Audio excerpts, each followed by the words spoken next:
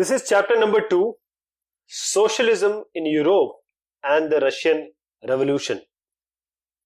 So we are talking about the socialism in Europe and the Russian Revolution.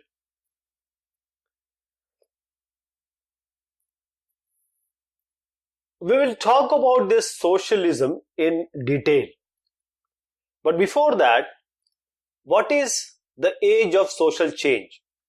What we have seen in the French Revolution is the idea of freedom and equality. But this revolution actually circulated this idea to the Europe, to the neighboring countries also, and also to the world. And there was a possibility now that the society may be structured according to this. As we have seen that before the 18th century, society was broadly divided into estates, that is, different estates were there, that is aristocracy, church, with controlled economic social power, that is the first estate and second estate. But because of this French Revolution, many things changed.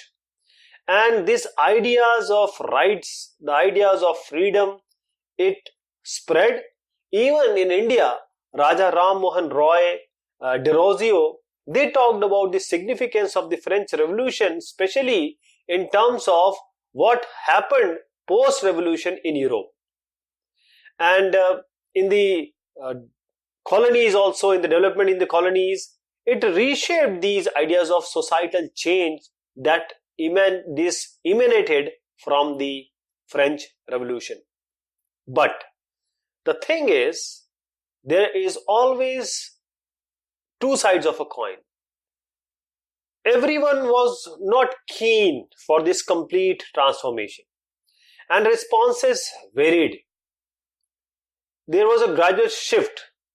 So there were simply different people, and we'll talk about them in groups. That is, some were conservatives, liberals, and radicals. So some were conservatives, some were liberals, and some were radicals. So we'll talk about these three words, very important words, and you need to understand because they are generally asked. So how they differ? We will talk about the important political traditions of the 19th century, and then we will see the Russian Revolution, how socialism, Samajwad, became one of the most significant and powerful ideas to shape the society in the 20th century. So that is why we need to learn the Russian Revolution. As I said, liberals, radicals, and conservatives, these three words are very important. The change in the society, how they have to be bought in. So one of the groups which looked to change society was liberals. So who were liberals? They wanted a nation which tolerate things, tolerate all religions, all different, sections of the society. So in this time, European were actually discriminated. Mostly European countries, they have one religion which is you can say popular or say dominant religion. For example, Britain favored the Church of England, Austria and Spain, they favored the Catholic Church.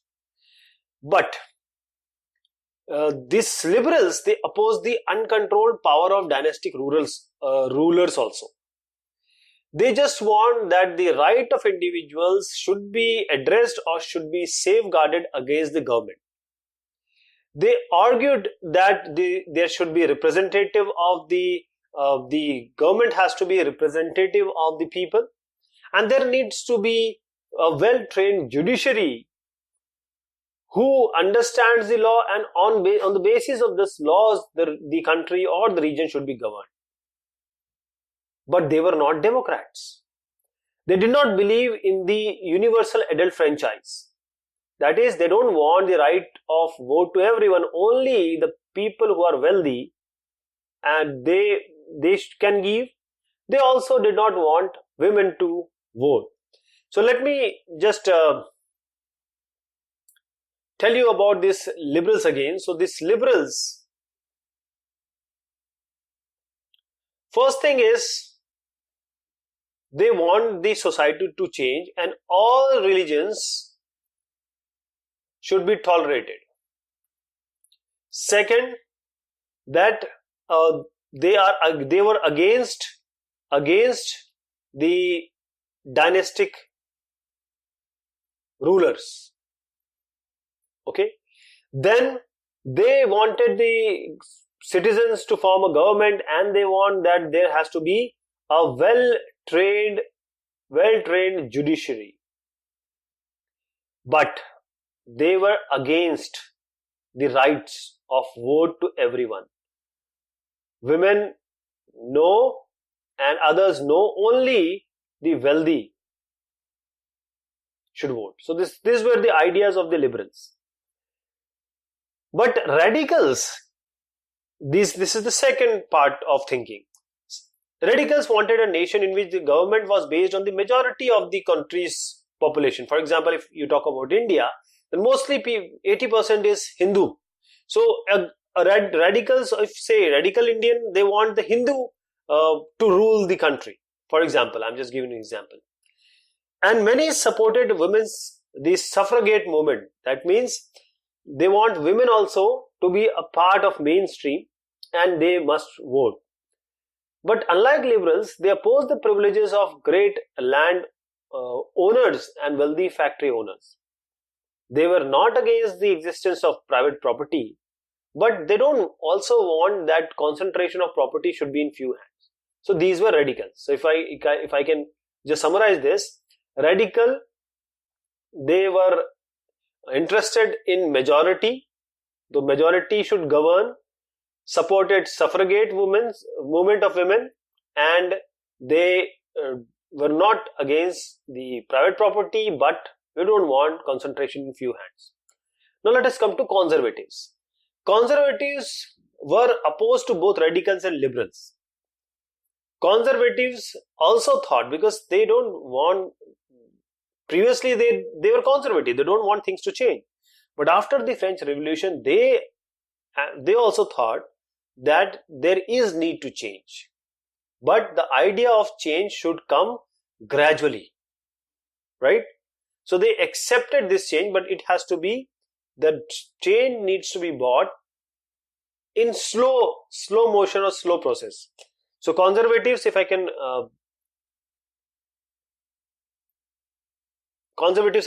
just summarize them, first is they were now, previously they were not in a mood to change, but after French Revolution, they wanted change. But this change should be slow. This is what their idea were. So these were the different ideas. This clashed. There were so much happening, social and political turmoil after French Revolution, and there are certain things which happen, which we are going to see. See, there is a word which has come, suffragette. This suffragette movement, a movement to give women the right to vote. That is what this these were radicals. They were accepting that. They wanted this suffragette movement to be a success. So what was the industrial society and social change?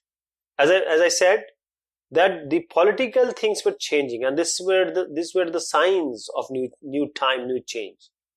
And social, economically, things were changing. New cities were coming up. Industrialization industrialized regions were developed, and just industrial revolution has taken place. Now, industrialization has done what? It has brought all people, men, women, children, to factories. The working hours were long, wages were less, unemployment was common, particularly if there is a low demand of industrial goods. Or for these people, because these people were coming to work, now the housing and sanitation problem was there. Now, liberals and radicals, they wanted and they did various things for solving these issues. This is a picture of London poor in the mid 19th century. This was the scene. You can just you can think of that what was happening at that time, and right now what England is. All properties, mostly the industries, were the property of individuals.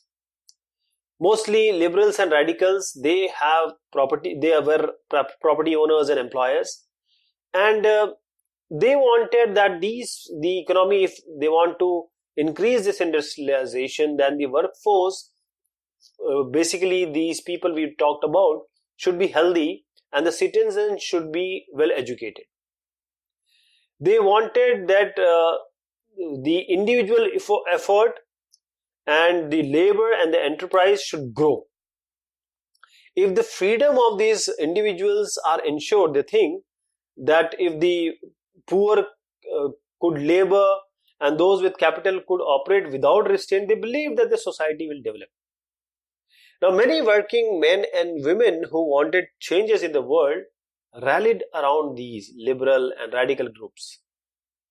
So some nationalists, liberals and radicals, they wanted revolution to put an end to the kind of government which were established in Europe in 1815. In France, Italy, Germany, Russia, they become revolutionaries. Why? Because they just want to overthrow these monarchs. So nationalists talked of revolution that could create nations where all the citizens, they have equal rights as thought by these three different thoughts or stream of thoughts. After 1815, Giuseppe Mazzini, an Italian nationalist, conspired with others to achieve this in Italy. This is just an example. So, coming of socialism in Europe, because we talked about the backdrop now, what was happening there, and the most far-reaching vision of how society should be structured was socialism, Samajwad. And people were getting attracted to it. Socialists were simply against the private property. They thought it to be the root of all the social ills. Because individual owned the property and they gave employment. But they are only interested in their personal gain, profit. And they are only thinking about themselves, not about the welfare of the people who are the actually producing substance behind it. So if the society could control, rather than some individual, the property, if the society can control the property, then and some cooperativeness is there, then the attention will be paid to collective social interest. So this was the socialist idea. So how is this going to be? Socialists, they have different visions. If you see that some believes in cooperatives, as I just mentioned, Robert Owen, he was a leading English manufacturer. He sought to build a cooperative community called New Harmony in Indiana, USA. There are others also. Some felt that the cooperatives could not be built on a wide scale, only through individual initiatives. They demanded the governments should encourage these cooperatives. So if you see this in France, for example, Louis Blanc, he wanted the government to encourage cooperatives and replace the capitalist enterprises. So these cooperatives are what? They are the associations of people who produce good together, and when they are sold or consumer get them, the profits they gain are equally shared among the members. Now Karl Marx, his ideas are very important, and Friedrich Engels, they added their ideas also. Karl Marx, he argued that industrial society was capitalist. Capitalists own the factory, they want profit, and the conditions of workers, it could not improve because the profit is actually gained and enjoyed by the private capitalist. So workers need to overthrow this capitalism, and workers should own or rule the private property. So Marx also believed that to free themselves from this capitalist exploitation, workers had to construct a radically socialist party. where property should not belong to a single person or group of individuals, but socially controlled. This would be a communist society. Communist society. So he was convinced that the worker will get through this. So a communist society was the natural society of the future then. So there were support for this socialism.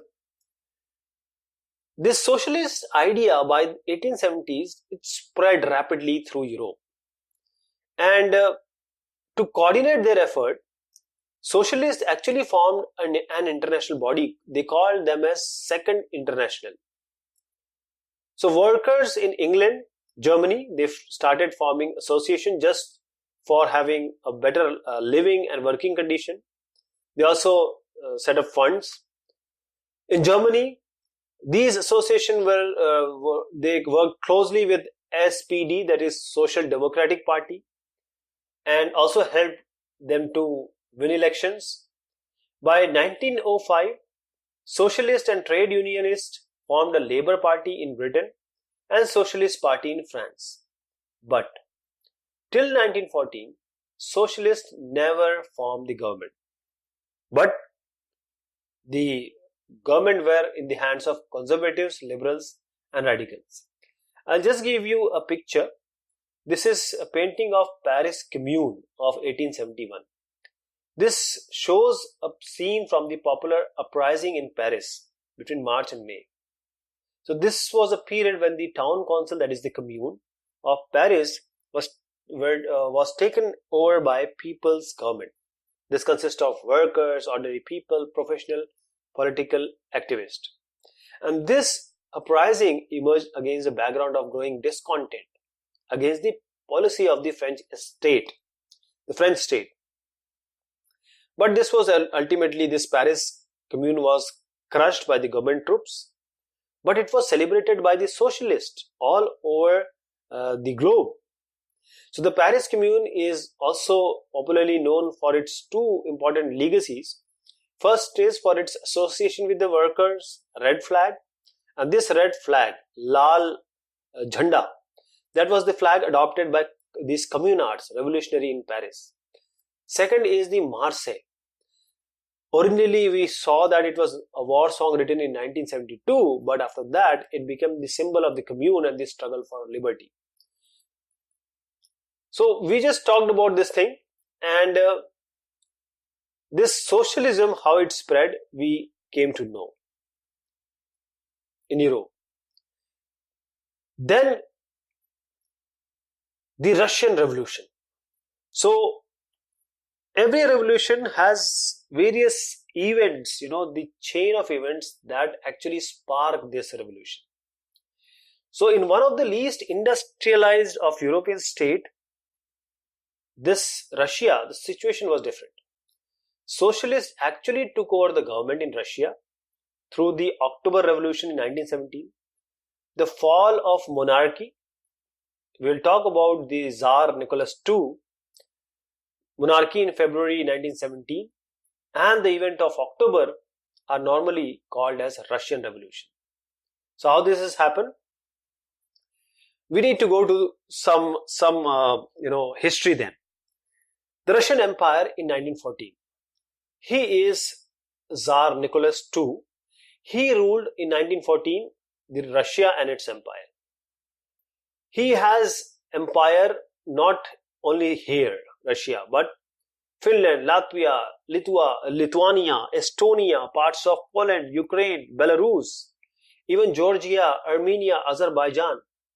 So the religion was Russian Orthodox Christianity, which had grown out of the Green Orthodox Church. But the empire contains Catholics, Protestants and Muslims and Buddhists. So I need to tell you about a map that is very important when we go ahead or move forward. These were the central powers: Germany, Austria, Hungary.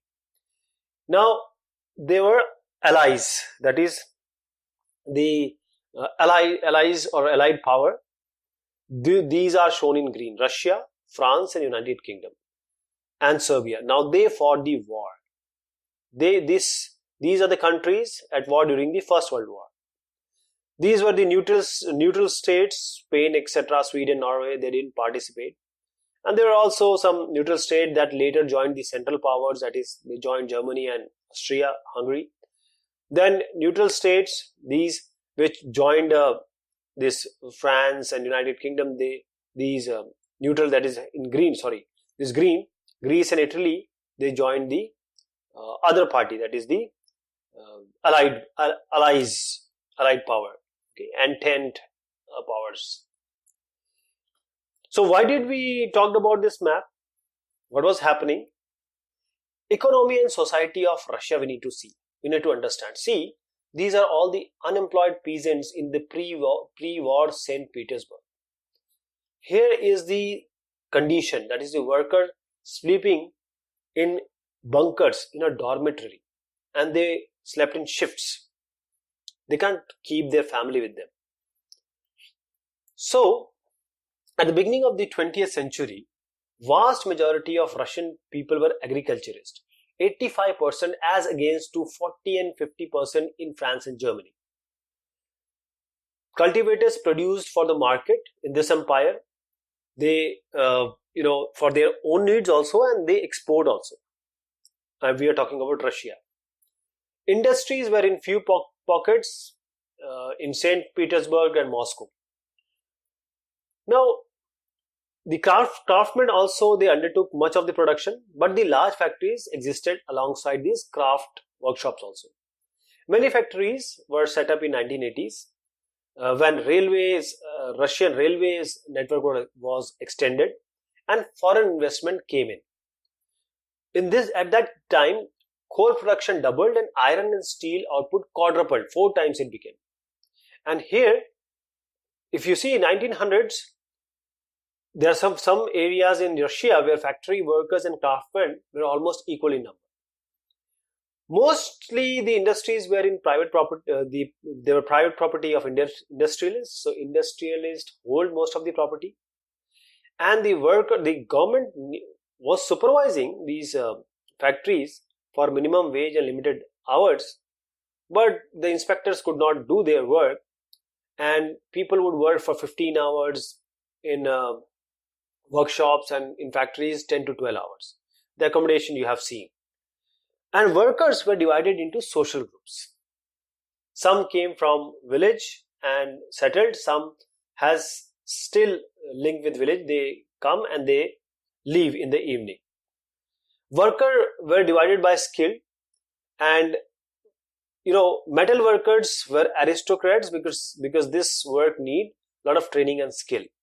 Women were 31% that in of factory labor force 1914, but they were paid less. So division among these workers were also showed up what they wear, that is dresses and the manners they have. So there was a clear distinction between these groups. And some workers form association to help if somebody is unemployed or there is some financial hardship with some of their members. But because of this, despite of these divisions also, if something happens, they would come together and they would put up the strike. So there were various strikes that took place.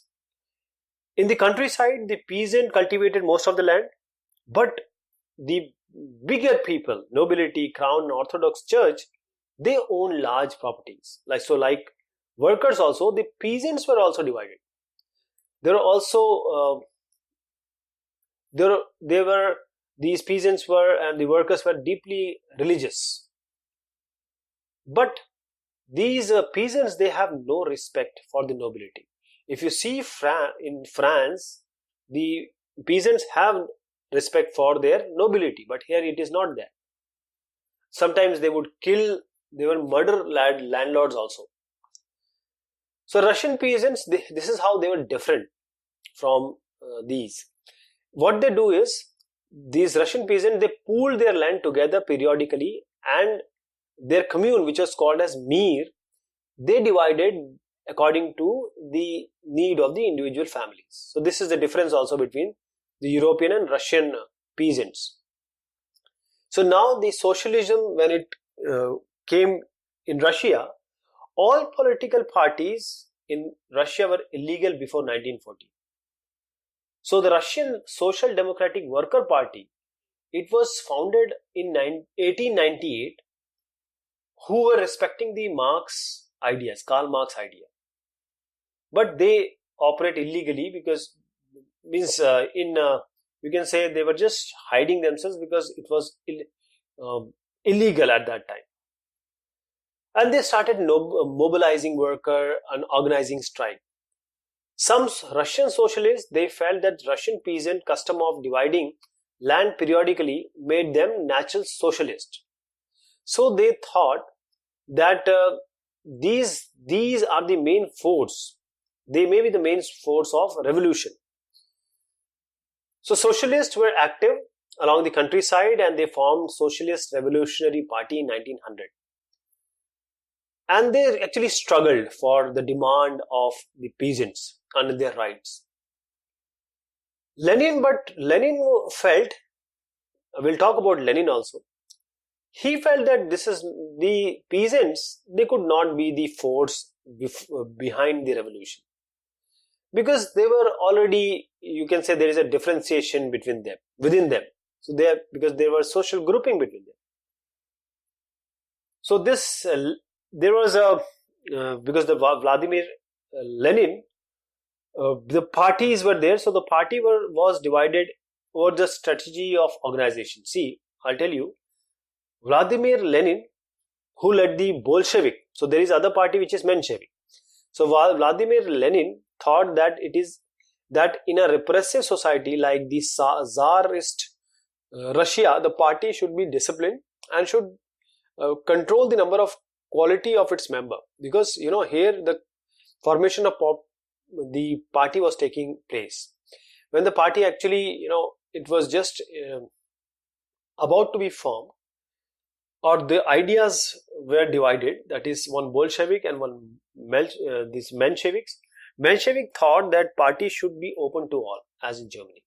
Let me tell you about this again. Bolshevik and Menshevik, Vladimir Lenin, others, so they want something. They want what?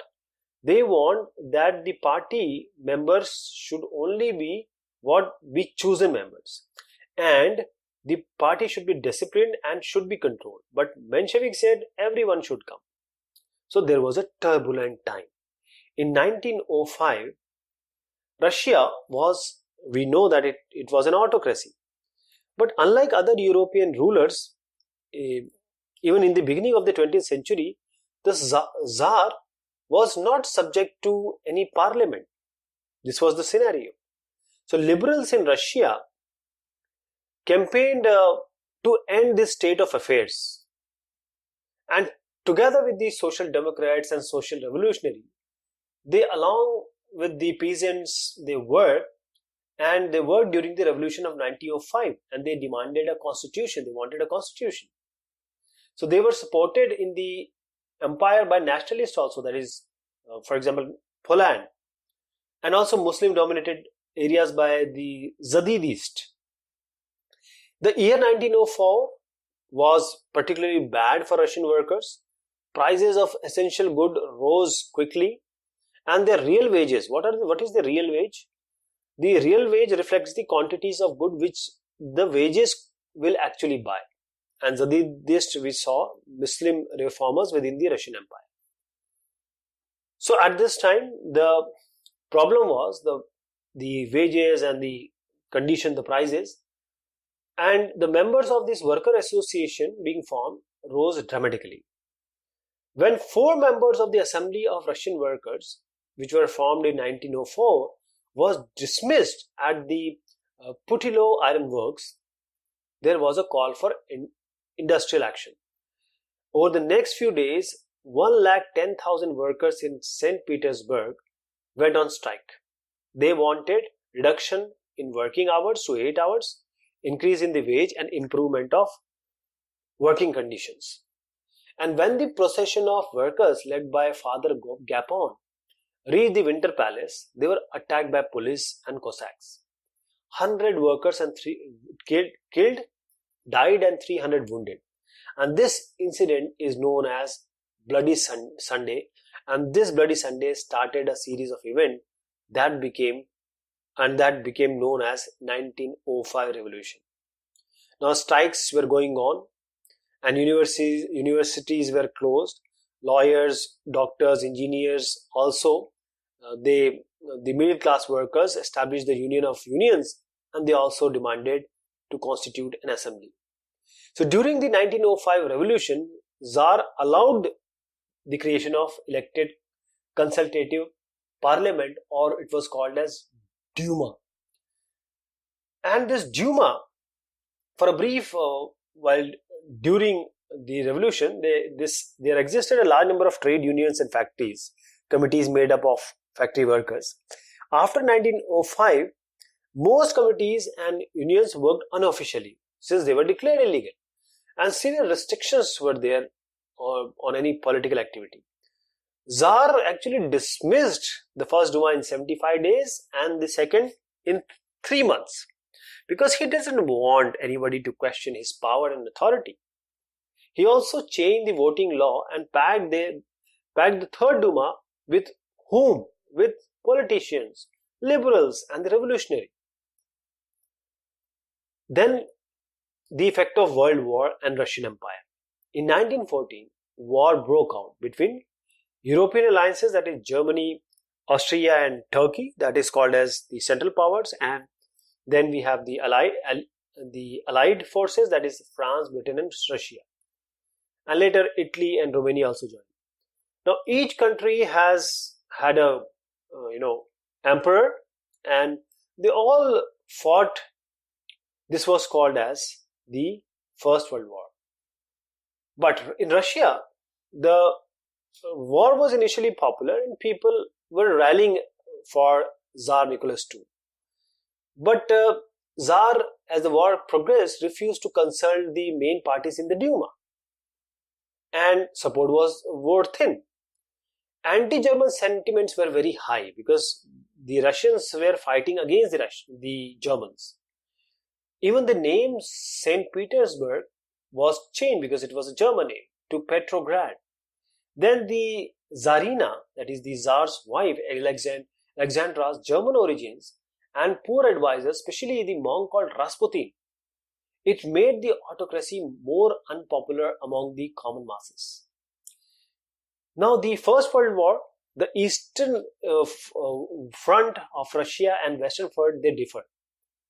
In the west front, the Russian army fought from trenches. They strengthened along the eastern flanks, and in the east, they have to move a good deal, and they fought battle with large casualties, and defeats were shocking. Russia armies lost badly in Germany and Austria between 1914 and 1916. 7 million casualties were there in 1917. When they retreated, they destroyed the crops and buildings. Why? Because they want to prevent the enemy from being able to take this land or place. So destruction of crops and building led to over 3 million refugees in Russia. Russian did, and Russian only became refuge. And the situation discredited the government and the Tsar. Soldiers, they don't want to fight of such war. So the war also had severe impact on the industry. Russian-owned industry were few in number, and they were cut off because German controlled the Baltic Sea, so they were cut off from the supplies. Industrial equipment also disintegrated more rapidly in Russia. By 1916, railway lines also broke down, and the able-bodied men, means the strong men, they were sent to war. So there was a shortage of labor, which is essential because ultimately the things were shut down, and large supplies of grain has to go to these people because they were fighting the war. So for the people in the cities, bread and flour became scarce, and by the winter of 1916, riots at bread shops were common. Let me show you, this is the Russian soldier during the First World War. And the Imperial Russian Army came to be known as the Russian Steamroller. So it was the largest armed force in the world. When this army shifted its royalty and began supporting the revolutionaries, the Tsar power collapsed. Then the February Revolution, because we are just taking the events one by one. So there was in the February Revolution in Petrograd, which was previously St. Petersburg. In winter 1917, the conditions in Petrograd capital were grim. The loyalty of the city seemed to emphasize the division among its people. The workers' quarters and factories, they were located in the right bank of river Neva, and see, there were two parts. I'll just show you. There were two parts. First part, that is on the right, there were factories, workers. On the left part, there were fashionable areas, Winter Palace, official building, and the Duma. Duma also met here.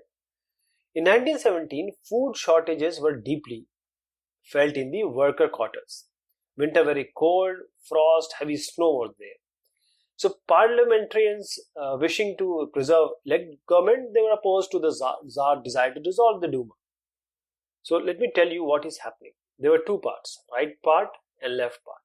Right part, workers and bad conditions.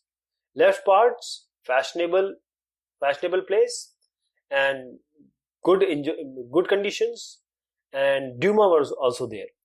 So when there was scarcity here, these people actually went in. That is what we are going to see now.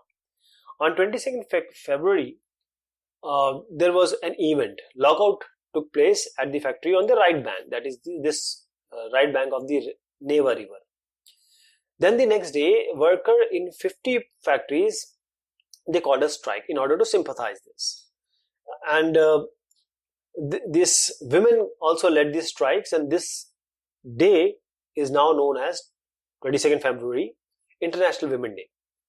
And now demonstrating workers, they crossed from the factory quarters to the center of the capital, that is the Nevsky's Prospect. They crossed this. They came here.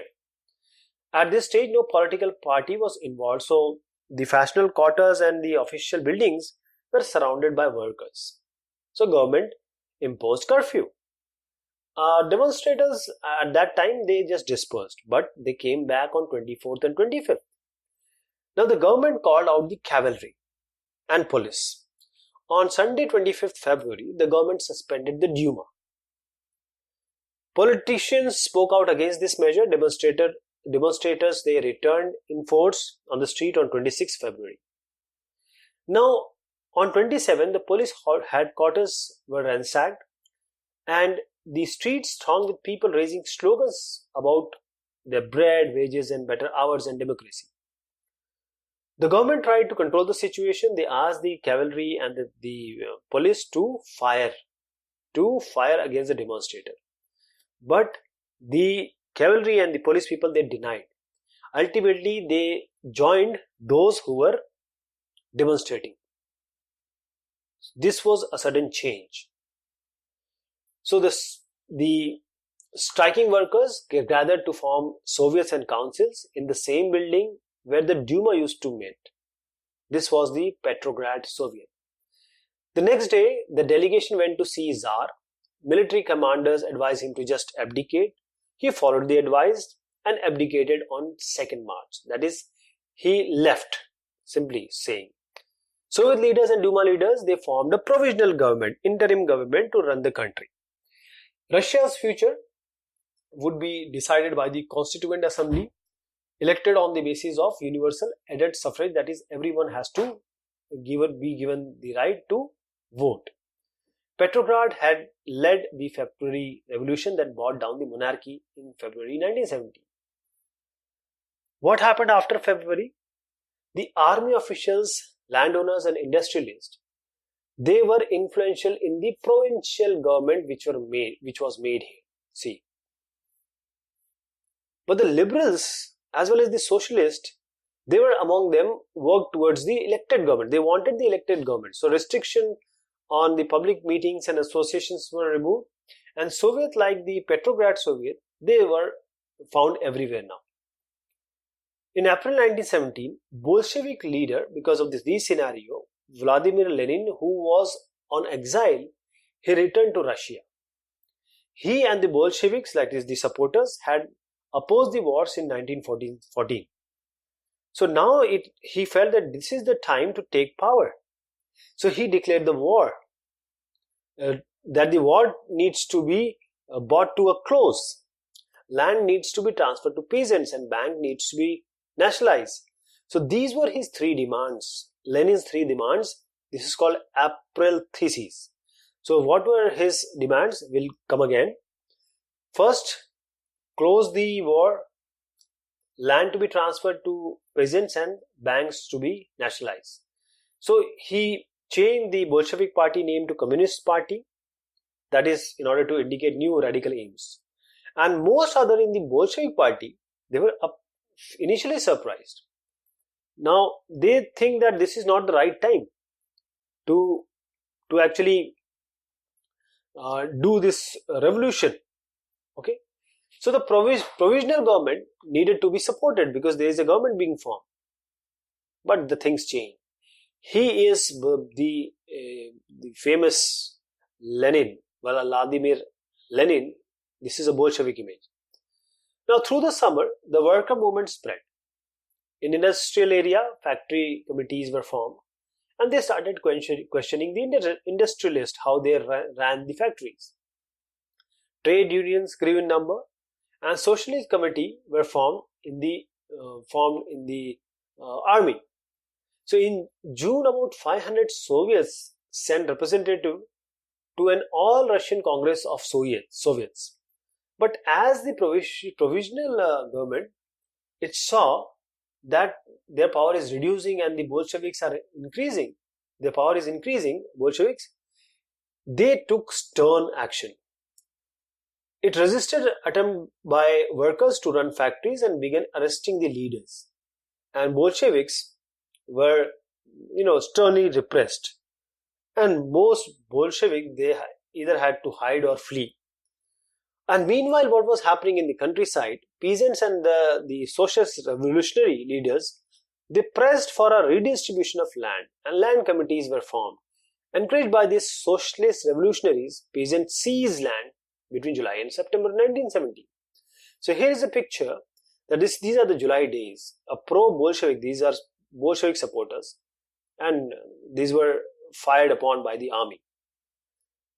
So this is an idea about what was happening because Russian Revolution is not just one day. It took various situation, events that took place and actually things changed. So we'll talk about that in the later discussion. Till then, thank you so much. Take care of yourself.